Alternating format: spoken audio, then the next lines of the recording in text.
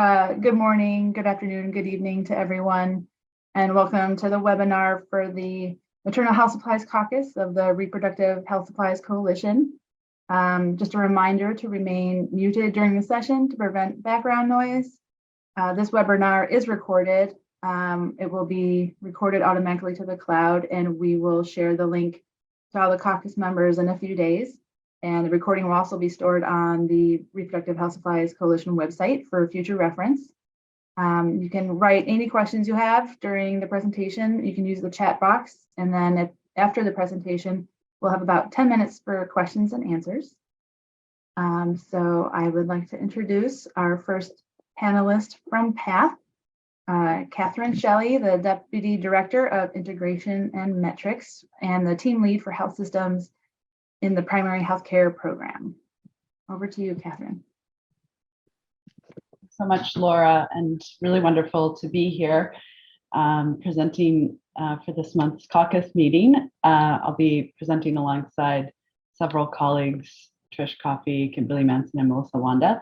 So just to say a little bit more, I know we've wanted to get on the caucus agenda for a couple of months now, and so great that this is finally happening. A little bit about me. I'm, as Laura mentioned, our health systems team lead. So my background is in implementation research and really implementation research around health system strengthening and primary healthcare, and have been working on the Asset Tracker project for about a year now. So I'll give a brief overview of the methods of the project, and then we will do a short demo on where to find the Asset Tracker resources, as well as a finding spotlight on magnesium sulfate, and we'll close with a presentation from Melissa on how the Asset Tracker is being used in Kenya. So I think with that, Kimberly, if you're able to share the slides. No, not working. Okay, you can do that.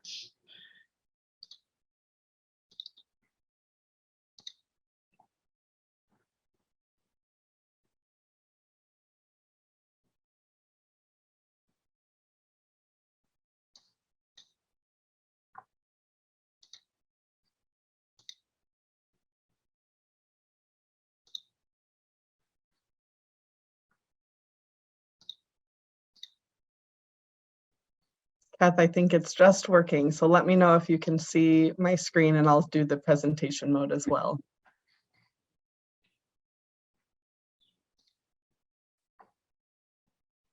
Are you sharing your screen? Yep, I am. We can see it, Kimberly. Wonderful, thank you. Okay, next slide, please.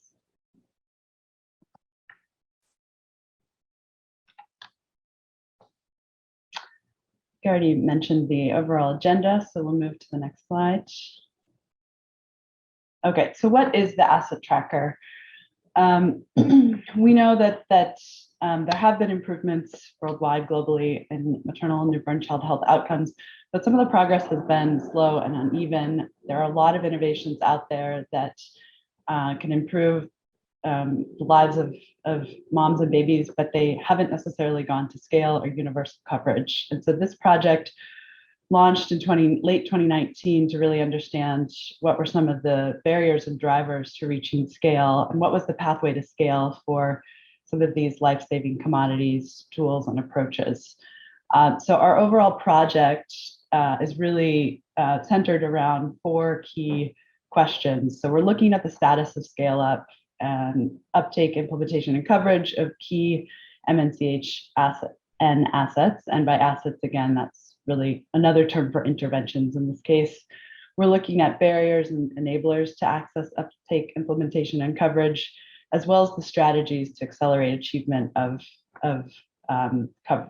reaching coverage for each asset. And then in this most recent phase of the project, we're really trying to dig deeper on making sure that we're understanding what the primary use cases are for this tool and adapting it to make it more user-friendly and usable by advocates, civil society, government, a variety of different users. So the project has gone through a number of phases throughout since 2019. So in the initial phase, we were really looking at aggregating any national level data that we could from across 81 of the countdown to 2030 countries, plus deeper analysis in several focus countries, as you see on the right there, including Burkina Faso, Ethiopia, India, Kenya, Nigeria, and then for specific assets, Malawi and Tanzania, as well as Pakistan. Through that process, we realized there was parts of our scale-up framework where we really weren't getting enough information, really around implementation at the facility level. So in a subsequent phase 2, there was stronger emphasis and a deeper dive on looking subnationally in 5 countries. And then that brings us to the present phase where we're continuing to look in a set of focus countries with much stronger engagement in Ethiopia and Nigeria, but also looking at the national level and continuing that focus in other in the rest of the focus countries that we've had throughout. And then we're also pulling in additional data for those the remaining 81 countdown countries that we've looked at all along. So this will become more clear what I mean about the phases as we get into the methods, but wanted to at least give a little bit of a highlight of the geographies we're focused on. So our overall project is anchored to this scale-up framework, which we adapted from looking at numerous scale frameworks. And this is set up as a 6-stage framework where we're looking more upstream at what the global guidelines and market availability context is, then moving to look at the national policy, as well as factors related to system integration and readiness. So that could be curriculums, measurement, procurement issues. And then looking at implementation and service delivery, this is really where the subnational piece comes in of what's actually happening in facilities and district level. And then finally, availability and coverage. So towards the end of the framework, are all of these pieces adding up to achieve population coverage and equity? So we'll come back to this framework numerous times throughout the presentation, but this is really how we anchor our data collection and analysis. Next slide. So just looking a little bit deeper into what this framework means, within each of the chevrons of the stages of the scale-up framework, we have milestones that help us define achievement of that area. So for global guidelines, the milestones relate to WHO guidelines, global partnerships and coalitions working in that space for a particular asset, and WHO manufacturing. So there's various milestones as you move through the framework. Just for example, if we go to systems integration and readiness, we're looking at whether there are relevant indicators integrated into the HMIS system for a particular asset or intervention, whether there's training curricula, for example. So the point is that as we move through the framework, there are different pieces that need to be achieved in theory to reach scale. Now, not everything needs to be achieved in order all at once. There's obviously some circular systems level work happening here. So this is not meant to be linear, but we do want to just get the point across that there's numerous milestones and indicators that are helping us measure whether the progress towards scale. Next slide.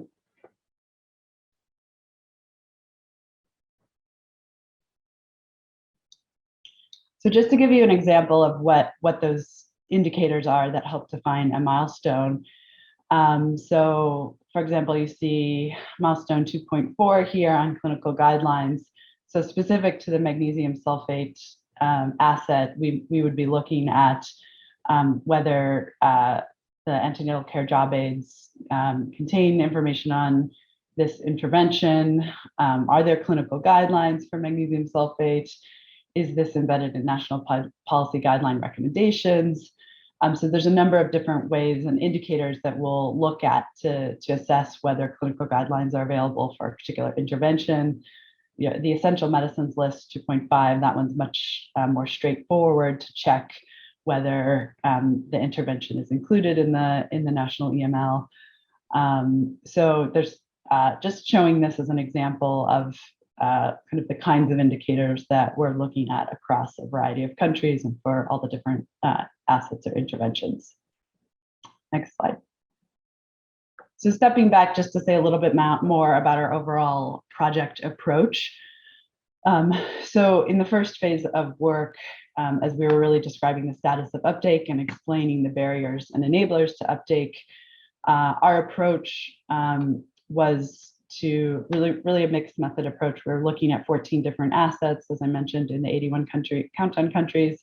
And so initially there was a rapid literature review and scoping to understand really what are the barriers and enablers that are already published in the literature, specifically related to implementation. So we weren't looking at efficacy. These interventions are all already proven to be effective, have the evidence base there. We were really focused on what are the implementation pieces and barriers and enablers and strategies that are being used to advance towards scale.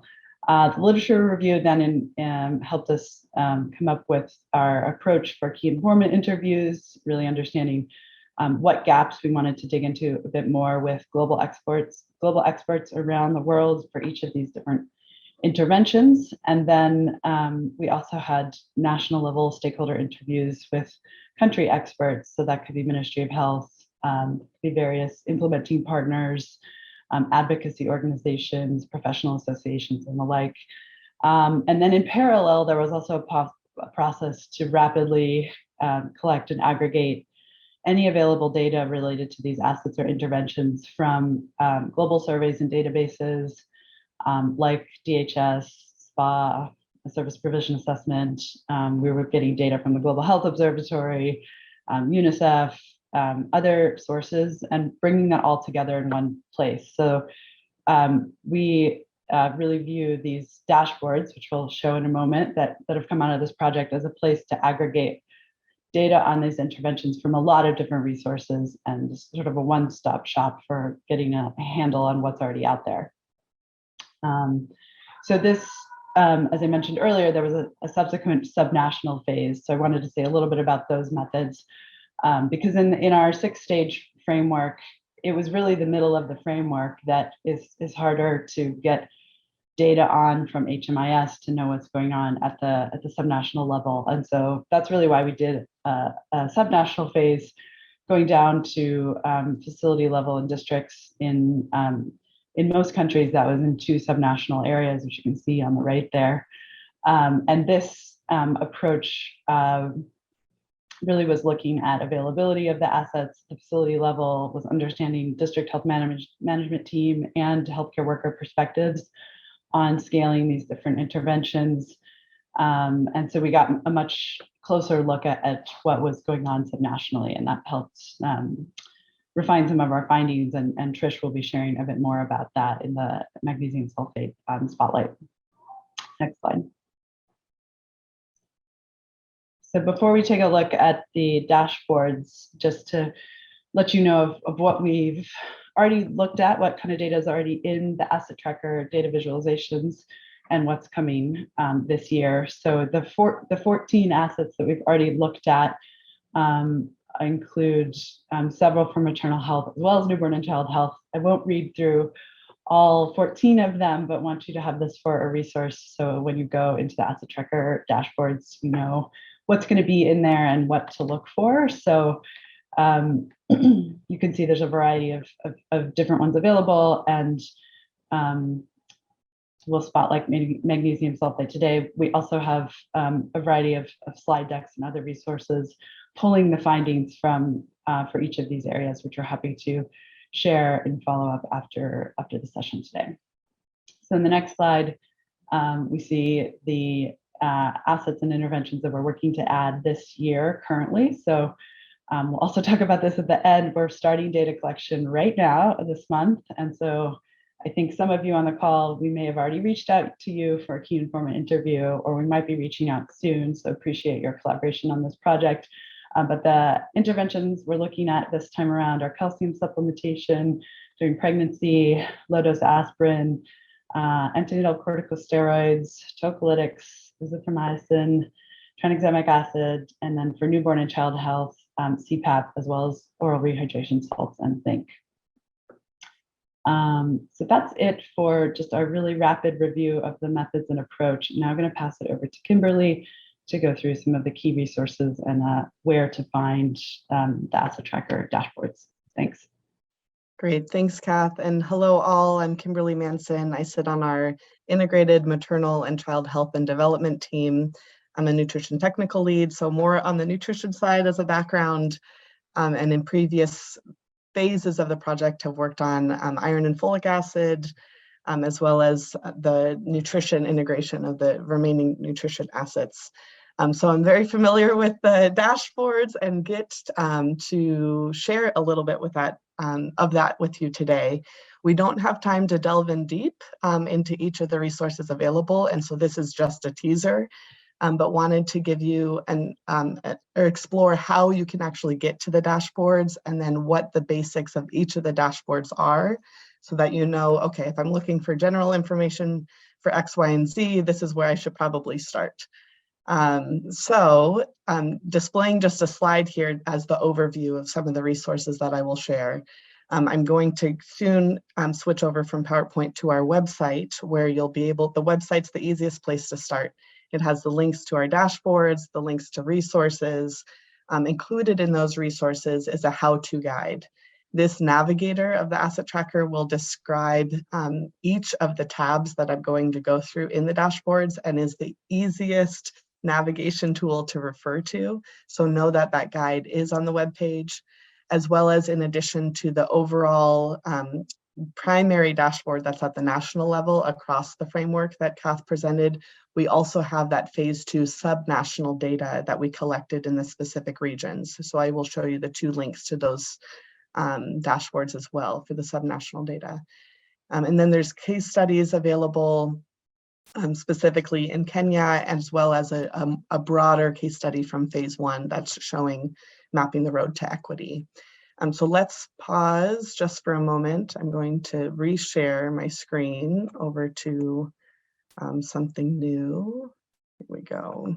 And apologies, my computer's being a little glitchy today, hence the pause and when we first started. So I hope that this transfers over smoothly. Okay, you should be able to see our tracking the journey to scale for life-saving MNCHN interventions. I believe that that's what you're seeing now. Can someone confirm? Great, thanks, Kath. Okay, so if you explore this website, which one of my colleagues will put into the chat as well, you'll notice that you have tabs to navigate, but also you can just scroll down easily to find the primary dashboard. This is where we'll start, but before we do, I wanted to go just a little bit further to the resources. You'll see our framework, the specific milestones and indicators, the assets that were listed previously, as well as this resources section. This is that how-to guide and a really good place to start as you're first exploring the dashboard for yourself. So highly recommend having that pulled up as you first explore the dashboard. And then here's those subnational dashboards that we'll click on second. So let's navigate back up to the access the dashboard. This will pull up into a new tab. And let me just hide my Zoom controls so I can more easily navigate on full screen. Okay, so at our top tab, we just have a cover page explaining the assets, what countries we focused on. We have the methodology that pulls up. You can find out a little bit more about each of the specific indicators chosen, noting that for each of the assets, specific indicators were chosen to meet those milestones. So they were tailored by the intervention or asset. The first data-related tab is the asset scale-up maps. So in order to pull up the map, you choose the asset that you're most interested in. Today, I'll choose iron and folic acid, and then you choose your milestone. So this relates to that 7-stage milestone. And if you have the how-to guide, it's very easy to be able to refer back to. But let's take a look just at national policy. As many of you are very much aware, once I choose the right indicator of national policy on IFA, most every country will be a yes. Yes, that is indeed. It's been around long enough where all answers are yes in blue. But you can choose across different milestones and a variety of indicators will pull up. So when you think asset scale-up maps, think, I want to compare across country for a specific indicator based on an asset. Let's switch to the next tab. The next tab would be countries' progress on achieving milestones towards coverage. So think this tab, when you want to explore one specific country, one specific asset, this gives you the deep dive of where you sit for every single indicator identified across the milestones or across the framework. And so as you hover over in Tableau, something called a tooltip will pull up, and this will identify all the relevant indicators to meet that milestone.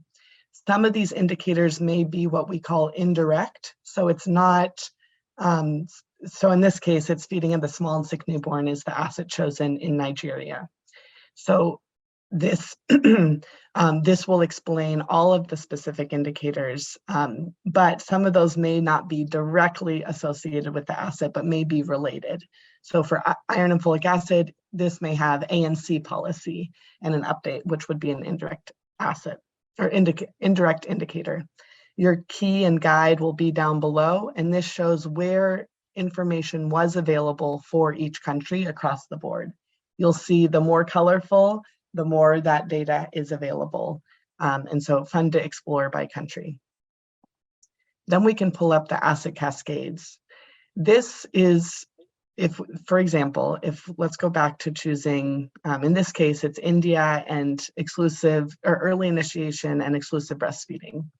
So you go across the board of pregnant women, antenatal visits, who got 1 visit, 4 visits, breastfeeding counseling provided during ANC, assistance during delivery from a skilled provider, place of delivery. So as you go down the cascade, you can see it's not a perfect cascade, but it at least touches on the implementation related indicators and the related story. So it helps to tell the story of an introduction and implementation of a specific intervention within a specific country.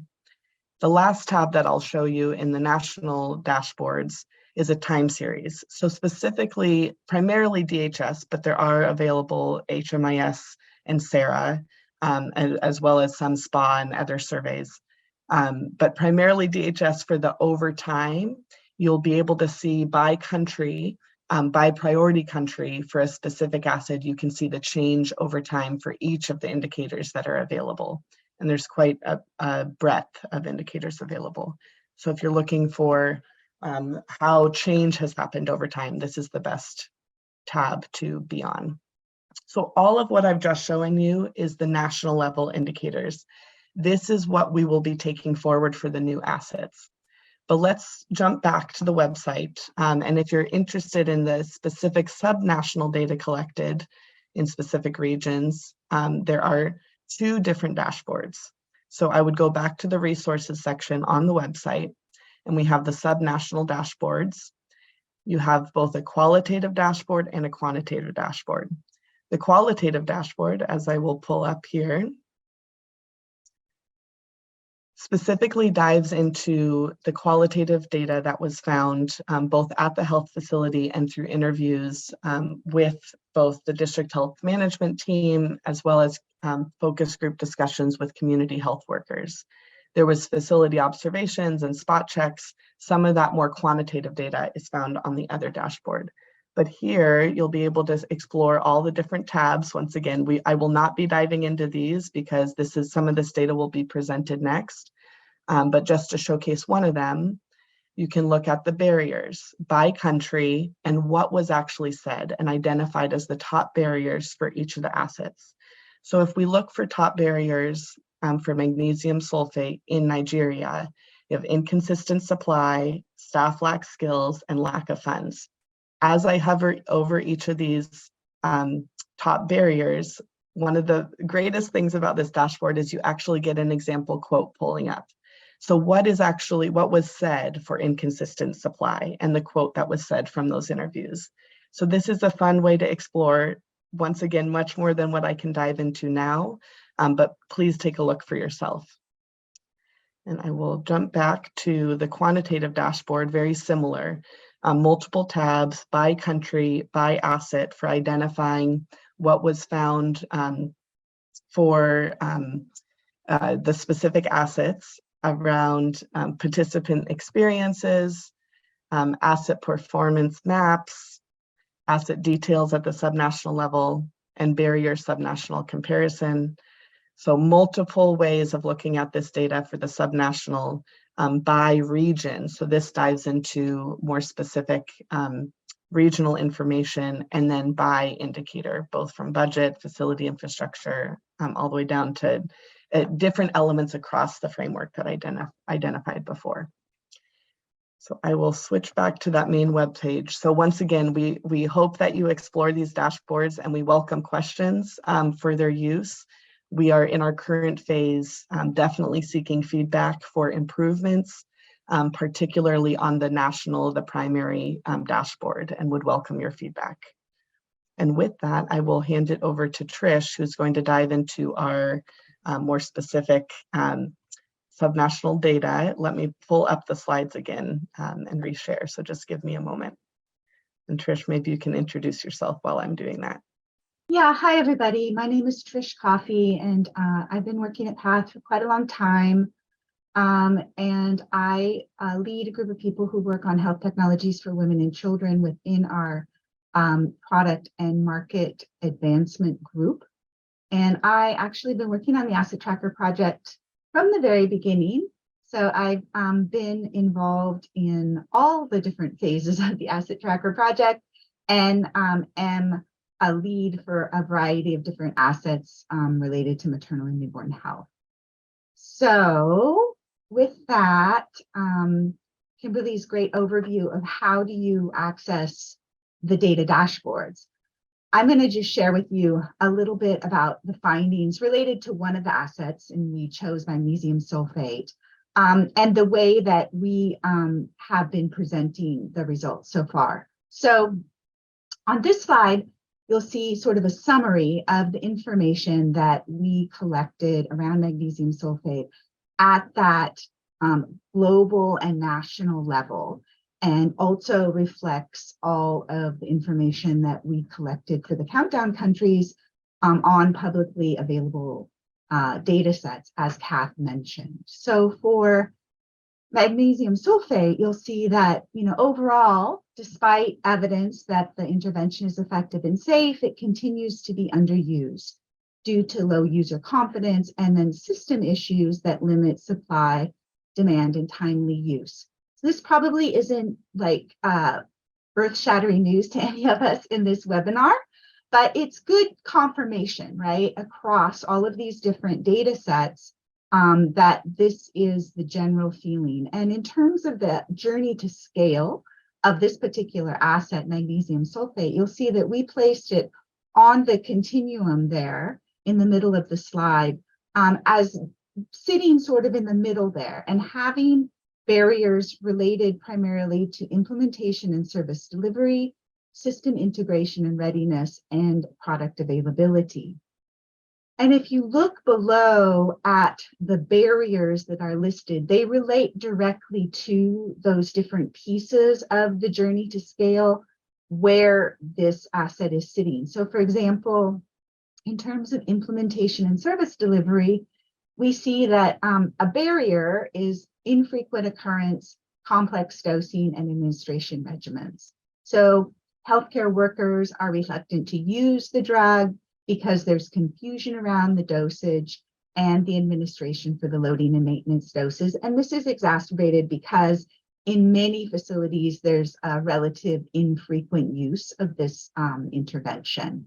And that also is coupled with the perception of many healthcare workers and fear related to the potential toxicity of using magnesium sulfate and the unavailability of calcium gluconate as an antidote.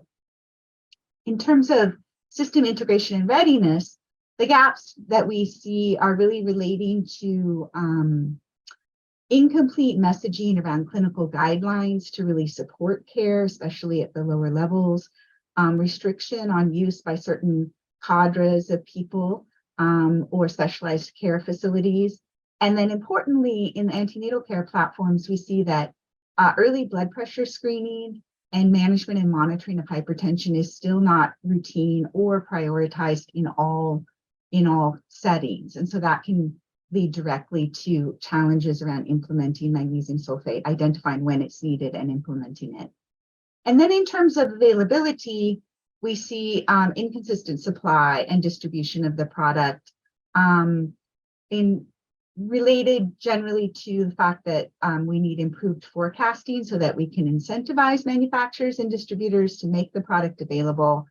We see that the formulations that are on the market don't always align directly with the clinical protocols, and so it can create challenges for administration of the protocol, requiring perhaps dilution of the formulation that's in the facility.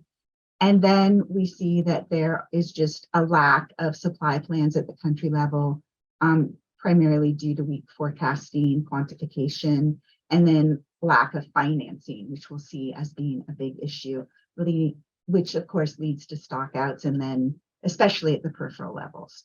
So next slide, please. So that was kind of a snapshot of what we saw in that first phase, or sort of the global and the national level phase. And then, as Kath said, we did a deeper dive into the sub-national level in a set of 9 different geographies. And the reason that we wanted to do that was to look really at those barriers in the middle of the framework of scale. And for magnesium sulfate, we see that the barriers do relate quite a bit still to system integration and readiness and implementation and service delivery, but also a little bit of challenges around translation of national policy, which is usually quite robust, to the subnational level. We also see across all of the 9 sub-geographies that there are challenges with availability of funds for procurement, that data are not being routinely measured and used for magnesium sulfate, that while training, job aids, and mentorship around magnesium sulfate were considered to be available, routine use of the drug is relatively low, and that we do see stockouts and inconsistent supplies of both of the key commodities, magnesium sulfate and calcium gluconate, and that demand generation activities really are not taking place at very, very high levels, enough to really raise awareness around all providers around the importance of this intervention. So this snapshot and these data reflect the perceptions of the providers and the district health medical team, management team, sorry, the DHMT, in these 9 geographies. So next slide. So in addition to asking the DHMT and the providers about, how well they considered these different assets to be scaled and what were the barriers, and then very specific questions on how well these different indicators in that implementation piece of the journey to scale were being implemented, we did do a spot check on availability of the commodities themselves. And so you'll see here on the right-hand side of the slide, across the 9 geographies, the availability on the day of the survey for magnesium sulfate and calcium gluconate. And I should also mention that this survey was in no way representative. So the samples that we chose were not representative of really the subnational geography or really the country. It's more just in-depth exploration of why do we think there are these barriers to scale for these various assets, and how might we possibly address them and help them advance. You can see in the bottom of the slide here that we have some recommendations and possible solutions related to magnesium sulfate that might help address some of the barriers that are listed on the left-hand side of the slide. Next slide, please.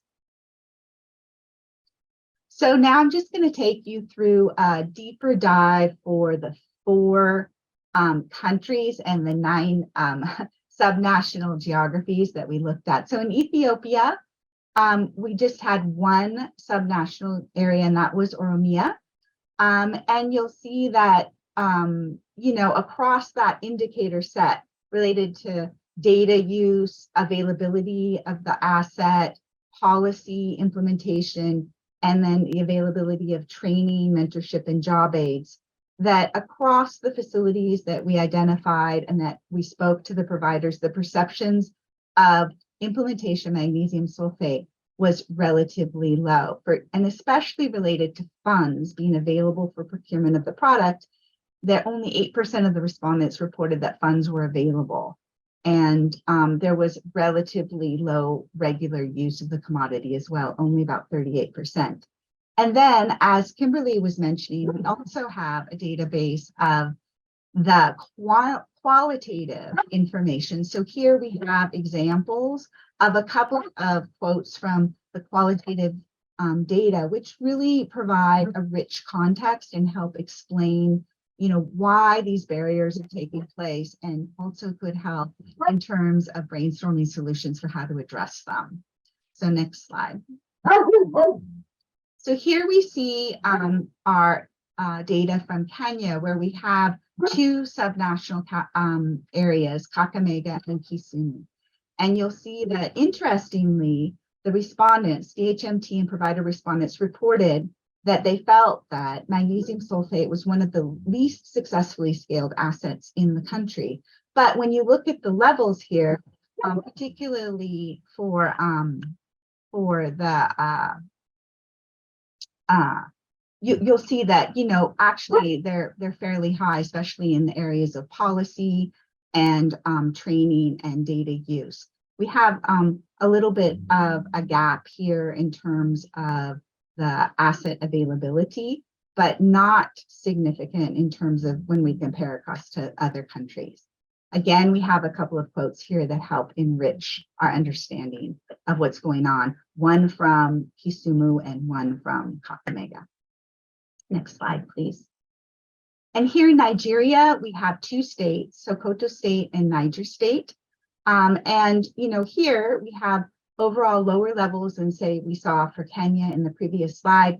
Importantly here, availability of funds for the provision of magnesium sulfate, particularly in Sokoto State, are very, very low. And again, this is the perception of these providers and the DHMT around how they felt.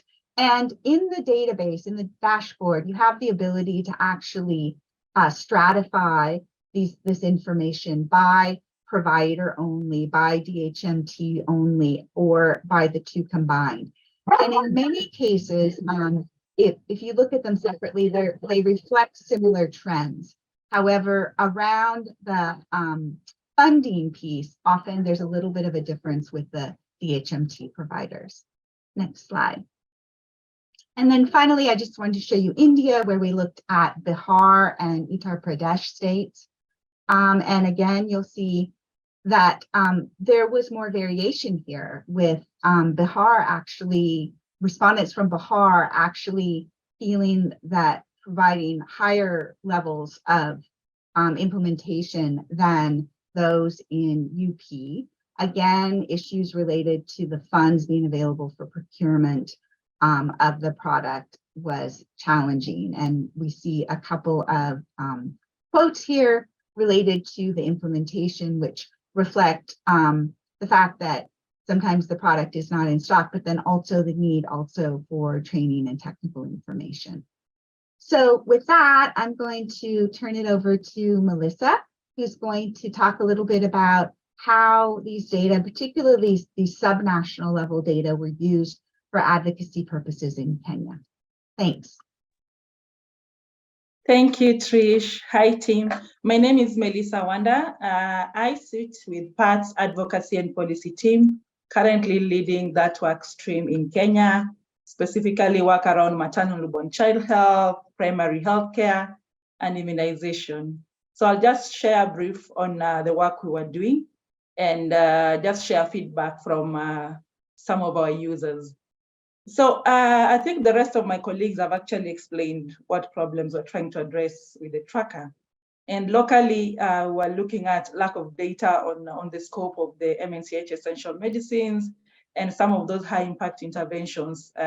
We're looking at policies and we're seeing gaps there. And since we started working on this, we've been able to make the case for some of these to make their way into the relevant guidelines, the relevant strategies, the relevant policies and plans. And then we also saw cases of disjointed advocacy by local implementing partners, where all those working around maternal and newborn child health or working towards ending preventable maternal mortality, all working in their small sections, small counties and sub-counties. And we saw this as an opportunity to have a coordinated voice. And then there's been inadequate link between global efforts and local action. So even with the decision makers, commitments are made at the global level and then not really communicated at country level or at the level where implementation is expected to be able to achieve the commitments that are made. Next slide, please. So we've segmented our audience into three levels. At global level, we had a session with the Global Financing Facility Civil Society Coordination Group, just walking them through the asset tracker, having discussions on how to improve it, how useful that would be for advocates, decision makers, and just different stakeholders in the health sector.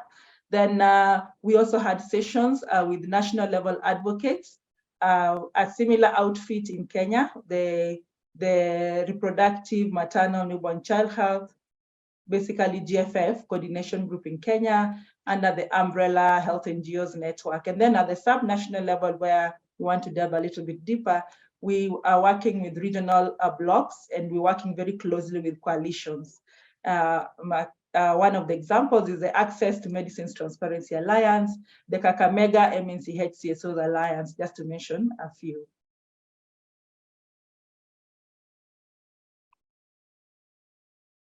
In terms of approach, and this was just post-COVID, we took advantage of virtual engagements to expand reach and to just bring different sets of skills and different sets of stakeholders that would then, interrogate what we're sharing, look at the usability, and also just to help us think through how the team would improve on it. Then we also took advantage of in-person engagements when of course the world opened up post the pandemic period. During the sessions, we realized that linking the asset tracker to other global accountability mechanisms really helped to drive home the message. Case in point is the Global Financing Facility. We had a session linking the Every Newborn Action Plan and ending preventable maternal mortality to the assets. So looking at those and also just triangulating this data with readily available data from DHIS2 or the MPDSR reports that we had in the room, and also encouraging direct interaction with the dashboard. So in an in-person setting, we usually just have the advocates or decision makers to just interact with the dashboard and also to just gauge visibility. We do a bit of mentorship to see whether it's accessible for them and whether they're able to make use of the data once they interact with it. Then from our engagements at sub-national level, we developed joint action plans, which we're tracking implementation of. And I think one of the key activities that we recently had was a celebration during the World Preeclampsia Day that was carried out at one of our counties, Kisumu County. And this was, I think, while Trish was talking, she was just mentioning some of the gaps, and those are the gaps we're trying to address. We were enhancing awareness. So this was a town hall. We were enhancing awareness on preeclampsia, and of course, with our healthcare workers as well, and why, when making the case with our decision makers on why it is important to ensure that magnesium sulfate, calcium gluconate, and all the other assets are accessible. Just making the case to ensure that also the media was able to highlight, because as Trish also mentioned, magnesium sulfate, although it is in the documents, there is training for it, there's not much, I would say, hullabaloo about it, while women continue to die from preventable diseases, and preeclampsia can also be addressed in a more effective way using some of these high impact interventions. Next, please.